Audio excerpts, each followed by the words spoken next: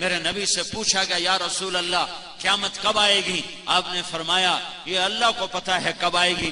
میرے نبی سے اس سائل نے پوچھا یا رسول اللہ کوئی نشانی بتا دیں، تو آپ نے فرمایا جب ماؤں کو ذلیل کیا جائے گا تو قیامت آ جائے گی۔ تو اللہ تعالیٰ قیامت کو قائم کر دے گا۔ وہ یہ قیامتیں ہیں کہ آپس میں خون گرے گا اور ظلم و ستم عام ہو جائے گا اور حالات کی چکی ہمارے خلاف چلنا شروع ہو جائے گی، زمین آسمان کی چکی ہمارے خلاف چلنا شروع ہو جائے گی۔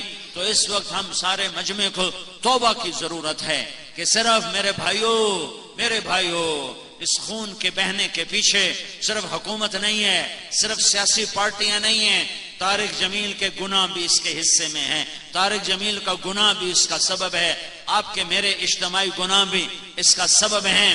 میرے نبی نے میرے حضرت اماں عائشہ سے پوچھا گیا اماں جان زلزلے کیوں آتے ہیں؟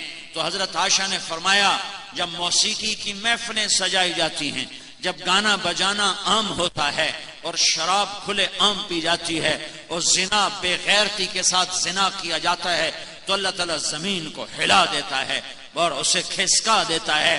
جب زنا بے غیرتی کے ساتھ کیا جاتا ہے، زنا کرنے والے کو ندامت نہیں، نہ مرد کو نہ عورت کو، شراب پینے والے کو ندامت نہیں، اور جوا کھیلنے والے کو ندامت نہیں، اور چرس بیچنے والے کو ندامت نہیں، اور ہیروئن بیچنے والے کو ندامت نہیں، اور ڈاکہ ڈالنے والے کو ندامت نہیں، اور قتل کرنے والے کو ندامت نہیں۔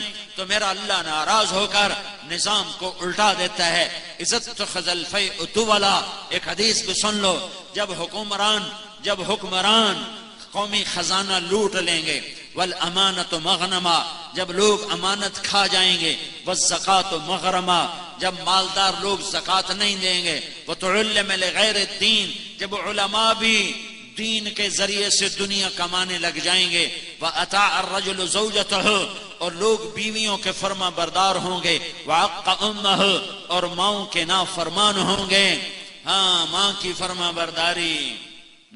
فرما برداری پھر بتاتا ہوں، وَعَقَّ أُمَّهُ وَأَدْنَى صَدِيقَهُ، اور دوست کو قریب کریں گے، وَأَقْصَى أَبَاهُ، اور باپ کو دھکے دیں گے، اور شربت الخمور، اور شراب پی جائے گی، ولبس الحریر، اور ریشم پہنا جائے گا، اور ورطفت الاصوات فی المساجد، اور مسجدوں میں نفرت کی فضا قائم ہو جائے گی، اور فرقہ واریت کی آگ بھڑک اٹھے گی، وظہرت القینات والمعازف، ناچنے والیاں گانے والیاں عام ہو جائیں گی، محترم ہو جائیں گی، معزز ہو جائیں گی۔ جب یہ سارے کام ہوں گے تو پھر میرا اللہ اپنے عذاب کے دروازے کھول دے گا، غضب کے دروازے کھول دے گا۔ جب تک توبہ نہیں کریں گے اللہ کے دروازے نہیں کھلیں گے۔ میرے نبی نے فرمایا کاش میری ماں زندہ ہوتی۔ ہاں، ماں کی نافرمانی پہ قیامت قائم ہو جاتی ہے۔ میرے نبی نے فرمایا کاش میری ماں زندہ ہوتی تو میں اپنی ماں کی ایسی خدمت کرتا کہ میں عشاء کی نماز کے مصلی پہ کھڑا ہوتا اور سورت فاتحہ پڑھ چکا ہوتا، اور ادھر سے میری ماں مجھے کہتی بیٹا محمد، تو میں ماں کی خاطر نماز توڑ دیتا۔ یہ میرے نبی کے اخلاق ہیں، اور ہم نے کیا کیا؟ ایک دوسرے کے خون کے پیاسے ہو گئے۔